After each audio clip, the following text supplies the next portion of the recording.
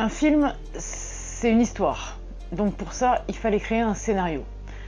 Pour créer le scénario, on a donc fait des recherches sur le lieu du voyage, à savoir la Crète, notamment des recherches historiques, mais également, en collaboration avec le reste de l'équipe, des recherches sur les différents sites que l'on voulait visiter. Pour ceci, merci Google, notre ami.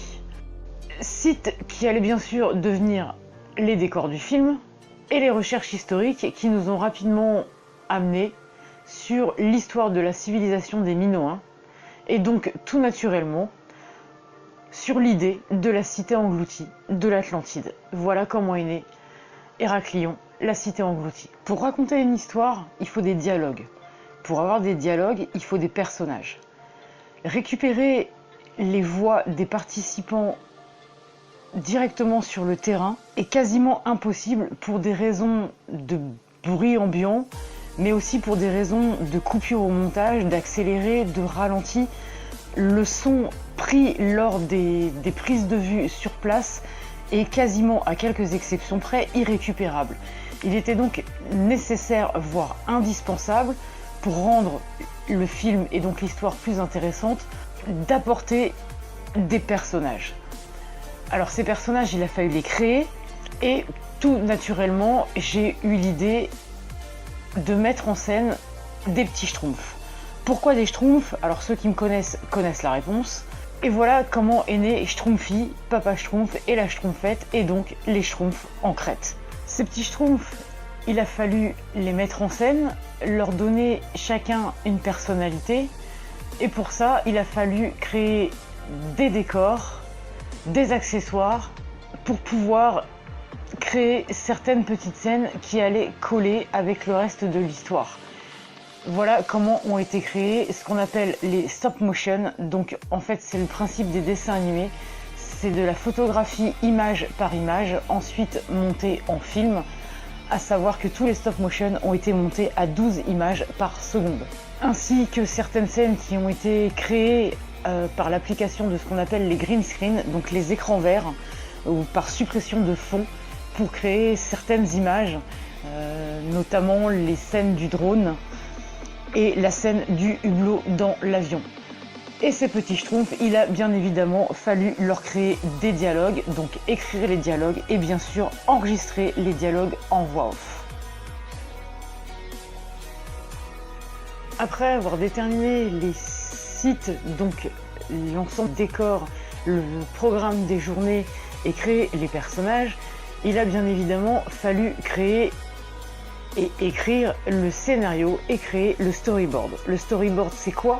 C'est un document qui reprend tout le découpage séquentiel, donc scène par scène, toute l'action du film. Alors, l'action du film, dans ce document, on va retrouver scène par scène, donc lieu par lieu, toutes les informations. Les messages que l'on veut passer, les scènes que l'on veut tourner, les ambiances que l'on recherche, les sons éventuels que l'on veut ajouter, les musiques sur lesquelles on va monter cette scène-là, et bien sûr incorporer les mini-scènes des Schtroumpfs avec leurs propres dialogues qui vont venir coller à l'histoire.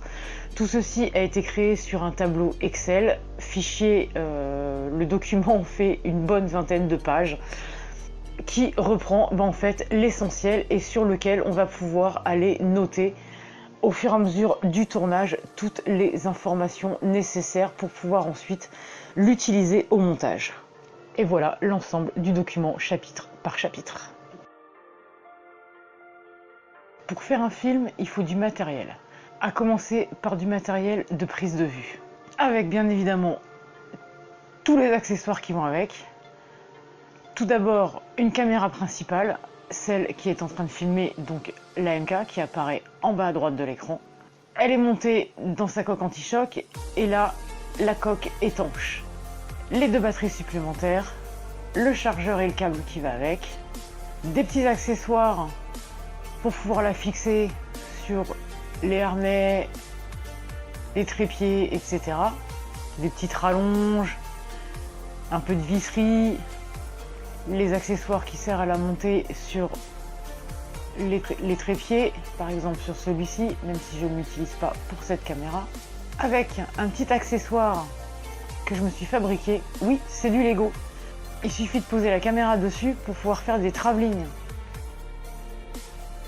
Un petit truc sympa pour pouvoir faire tourner la caméra par exemple autour d'une table et éviter que la caméra tremble. C'est tout bête, 4 roulettes, une plaque et le support pour fixer la caméra. Avec, dans un petit sachet, la télécommande que moi personnellement je n'utilise pas. Les modes d'emploi des différents appareils. Et on va trouver une petite trousse dans laquelle encore quelques petits accessoires. Les fixations autocollantes, histoire de pouvoir la mettre un tout petit peu partout. Il suffit de clipser, ça rentre. Par contre, c'est un petit peu dur à déverrouiller. Et c'est pour pas qu'elle tombe.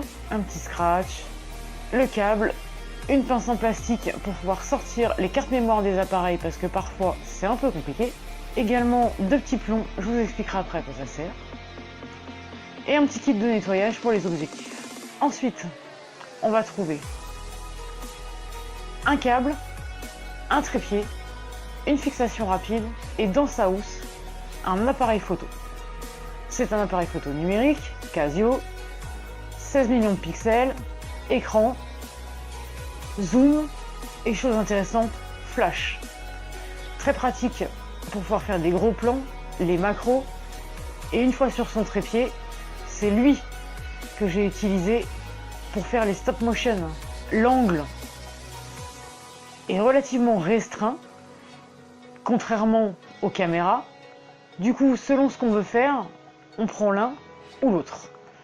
Cet appareil, je le monte alors sur le trépied en fixe, notamment pour faire les stop motion, mais le petit trépied, si on tient à la main, sert aussi de stabilisateur, ce qui vient aider le stabilisateur interne qui n'est pas d'une grande qualité. Le câble qui va avec, charge et transfert, et avec cet appareil, une fixation rapide. Il suffit de passer la boucle dans une sangle, et ce qui permet de l'avoir tout de suite à portée de main. Peu importe la sangle, on peut le mettre à la verticale, à l'horizontale, sangle de sac à dos, ceinture, peu importe. Une boule avec le pas de vis, on met le pas de vis dans la caméra, on déverrouille la sécurité, on enclenche, et là, c'est verrouillé, impossible de le faire tomber. On déverrouille, on sort, tout de suite à portée de main. Bien pratique. Avec ceci, différents accessoires. Le premier, adaptable pour n'importe quelle caméra. Il suffit de changer la fixation au-dessus. C'est un stabilisateur manuel. On fixe la caméra sur le haut. En bas, des plombs pour équilibrer. Voilà pourquoi il y a des plombs de rechange en fonction du poids de l'appareil que vous mettez au-dessus. On déverrouille, on met la caméra au-dessus. Et en fait, les poids servent à équilibrer pour éviter les tremblements de votre film. Petit accessoire sympa, pratique, demande un petit peu de méthode pour l'utiliser correctement. 15 €, la version à pile vaut 150 €. Avec encore des petites fixations. Et dans le sachet, tous les accessoires qui servent à déplacer la caméra et pour pouvoir la mettre un petit peu là où on va. Encore les raccords, une pince qui tourne à 360 pour la mettre dans la position que l'on veut, une deuxième pince par contre celle-là qui est fixe, donc il faut mettre la pince dans le bon sens, le bracelet avec la fixation à 360 pour la mettre au poignet ou en brassard, histoire d'avoir un angle de vue un peu différent sur le côté, et le harnais de poitrine qui sert à avoir la caméra devant vous, au niveau de la poitrine ou au niveau de la ceinture, puisque on peut le régler, ce qui donne un angle de vue en face de vous. Voilà la deuxième caméra de marque Metacam. Ce n'est autre qu'une copie de la GoPro Session, à un prix 4 fois moins cher évidemment. Cette caméra est capable de filmer en 4K jusqu'à 240 images par seconde, selon les paramètres qu'on va lui rentrer. Alors, elle ne possède pas d'écran arrière, par contre, elle est capable de filmer seule. Quand je dis seule, c'est-à-dire sans être reliée à l'application du smartphone. Vous n'avez pas d'écran retour, mais ça fonctionne très bien. Il suffit de la positionner correctement dès le départ. Si vous voulez l'écran retour, eh ben, il suffit de relier d'allumer le Wi-Fi et de la relier sur l'application du smartphone. Par contre, je ne sais pas comment ça se passe sur la GoPro Session, l'inconvénient de celle-ci, c'est que la liaison Wi-Fi entre la caméra et le smartphone, la mise en route est relativement longue. Donc si vous êtes pressé pour filmer un truc comme ça sur le vif, vaut mieux appuyer sur le bouton de la caméra directement sans écran retour, sinon vous n'y arriverez jamais. Voilà, mais cette caméra fonctionne très bien. Insertion carte mémoire, pas impeccable. Fournie avec la coque à côté, les fixations, différents petits accessoires. Franchement, pour le tarif, avec les accessoires, le pack complet, 70 €. Franchement, pour ce que je veux en faire, très bien. Enregistrer l'image, c'est bien, mais il faut aussi pouvoir enregistrer le son. Pour ça, plusieurs solutions. La première, un petit micro bidirectionnel, stéréo, avec les deux petits caches en mousse pour le vent, que je peux facilement aller fixer sur l'AMK par l'intermédiaire d'un tout petit système que j'ai conçu. C'est tout simplement des pièces de Lego qui me permettent de pouvoir aller attacher ce petit micro directement sur la caméra. Par contre, pour pouvoir l'utiliser de cette manière, il faut que le micro en fait soit vraiment à portée de voix et non pas à 2,50 m, sinon ça ne fonctionne pas. Petit micro pour lequel j'ai une petite rallonge, ce qui me permet de pouvoir le déporter légèrement de l'appareil sur lequel je le branche. Possibilité de le brancher soit sur la caméra, soit sur le téléphone. Le téléphone sur lequel j'utilise la fonction enregistreur, donc tout simplement comme un dictaphone, et sur lequel je relie un petit micro-cravate. C'est de cette façon que j'enregistre la plupart des voix off, puisque dans le téléphone figure une application qui me sert comme un dictaphone à enregistrer les voix normales, mais également un encodeur sonore que j'ai utilisé pour créer les voix des personnages, donc de Schtroumpfy, du Papa Schtroumpf et de la Schtroumpfette. C'est tout simplement ma voix qui est encodée différemment par l'intermédiaire de cette petite application. Très pratique, par contre l'encodeur utilise un format non reconnu par le logiciel de montage, donc une fois les voix off enregistrées dans le téléphone, il faut ensuite les envoyer sur le PC pour les injecter dans un petit programme de transcodage et ainsi pouvoir les intégrer au montage final. Pour filmer certaines scènes, on a parfois besoin de lumière. Pour ça, 3 accessoires. Le premier, une lampe de poche à faisceau lumineux réglable, ce qui peut être sympa pour faire des effets un petit peu particuliers de halo lumineux. Le deuxième, c'est un anneau lumineux à 3 intensités qui normalement est utilisé sur les smartphones. Le chargeur de la lampe torche. Et le troisième, une lampe frontale avec plusieurs positions, dont une position lumière bleue que j'ai utilisée sur les petites scènes de nuit pour les petits schtroumpfs. Une fois les images et les voix enregistrées, il faut récupérer les fichiers et les stocker en vue du montage final. C'est ce qu'on appelle le dérochage. Pour ça, d'abord une batterie d'alimentation externe de 30 000 mAh dans une housse anti-explosion pour le transport en avion parce qu'elle fait 98 watts, donc on est à la limite. Ensuite, une petite plaque en plastique qui sert de support pour pouvoir écrire ou poser du matériel, crayon, stylo, une petite trousse de rangement pour le matériel électronique, d'abord la tablette dans son étui, 7 pouces, 32 Go de stockage et différents accessoires, notamment du câblage. Alors, tout un tas de câbles USB, micro USB, un stylo stylet, un petit support pour le téléphone et des adaptateurs. Un lecteur multicarte OTG micro USB et des prises USB 220.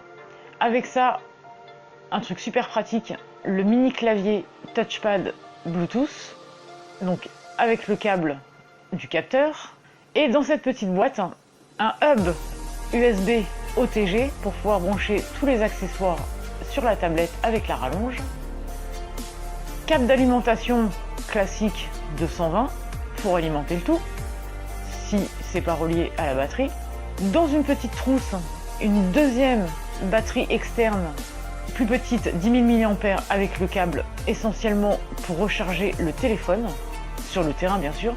Une autre trousse pour ranger le disque dur externe de stockage de 320 Go plus une clé USB de 64 Go. Sur la clé, la bibliothèque musicale, sur le disque dur, tous les rushs et la bibliothèque de montage, avec également un lecteur de multicartes USB pour pouvoir vider les cartes mémoire des appareils. Et puis, dans ce petit étui, un casque oreillette, tout simplement pour pouvoir écouter de la musique dans l'avion ou écouter le montage.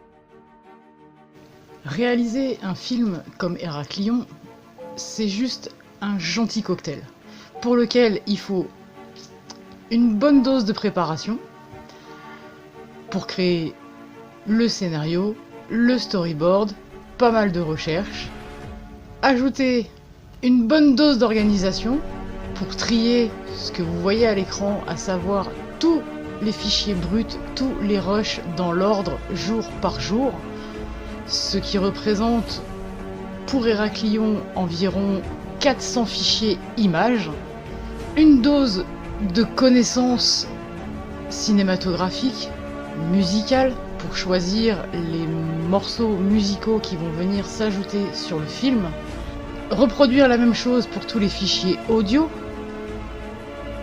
qui dans ce cas précis représentent environ 150 fichiers audio. Oui, 150, puisqu'il y a tous les fichiers qui ont servi à la bande sonore, donc la musique de fond, mais également toutes les voix off et tous les sons additionnels. Une fois mélangé tout ça, il faut bien sûr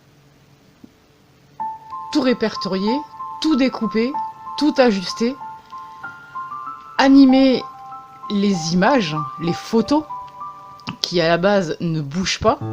Et tout ceci, c'est ce qu'on va retrouver dans la partie montage.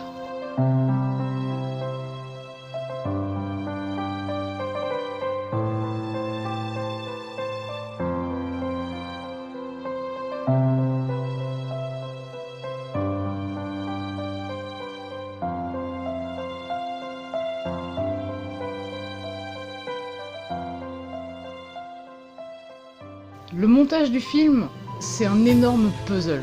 C'est tout simplement mettre bout à bout tous les fichiers découpés les uns derrière les autres, les uns sur les autres, pour obtenir des effets spéciaux, des images insérées, ajouter les textes, animer les textes. C'est ce qu'on appelle la timeline, c'est ce qui défile en bas de l'écran. C'est tous les morceaux, les uns sur les autres, les uns derrière les autres. Pour le film d'Héraclion, il y a 9 pistes l'une sur l'autre, 6 pistes images et 3 pistes audio, tout simplement. Pour arriver à ça, pour l'intégralité du film, il aura fallu 400 heures de travail approximativement. Donc, dans notre cocktail, on va ajouter une bonne dose de patience.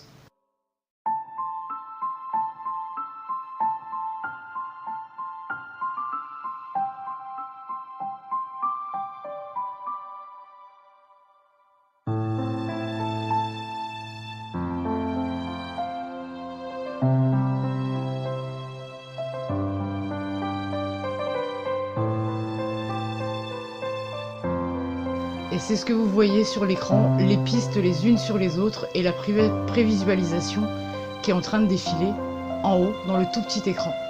Chapitre par chapitre, les uns après les autres, c'est exactement la même chose, c'est le même principe.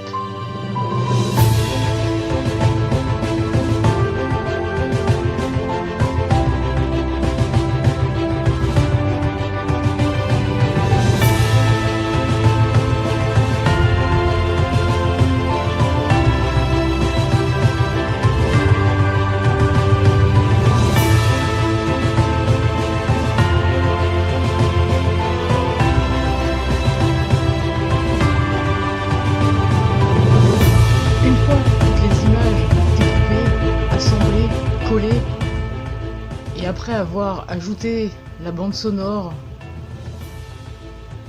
effectué l'arrangement, mixé tous les sons, ajouté tous les textes, tout animé, on passe à l'étape de ce qu'on appelle l'étalonnage, à savoir la colorisation. Oui, il faut uniformiser les images. En fonction des jours, de la météo auxquelles ont été prises les images, forcément les couleurs ne sont pas les mêmes. Pour ne pas que ça choque à l'écran, on va utiliser un logiciel, on va recoloriser et atténuer le sombre ou ajouter de la lumière. C'est ce qu'on appelle l'étalonnage. C'est très très long comme étape, mais indispensable. Une fois qu'on a fait tout ça, le film est quasiment terminé et on va passer à la partie qui en fait est la plus simple, puisque c'est pas nous qui travaillons, c'est l'ordinateur, c'est tout simplement l'encodage. Le système va encoder tous les fichiers dans leur intégralité et c'est grâce à ça que l'on va obtenir le film final dans le format vidéo et audio qu'on aura déterminé au départ. Et c'est ce film qui ensuite vous sera diffusé et c'est ce film que vous avez pu voir. Alors en 3 épisodes pour certains, en chapitres et puis en version intégrale pour les autres en fonction des versions. Voilà pour ce qui est du montage et de la réalisation de ce film. J'espère que ça aura répondu à toutes les questions qu'on a pu me poser pour savoir comment a été fait ce film. Il y en aura d'autres et j'espère vous retrouver bientôt pour les nouvelles aventures de Schtroumpfy, parce qu'il repartira. À bientôt et bon visionnage.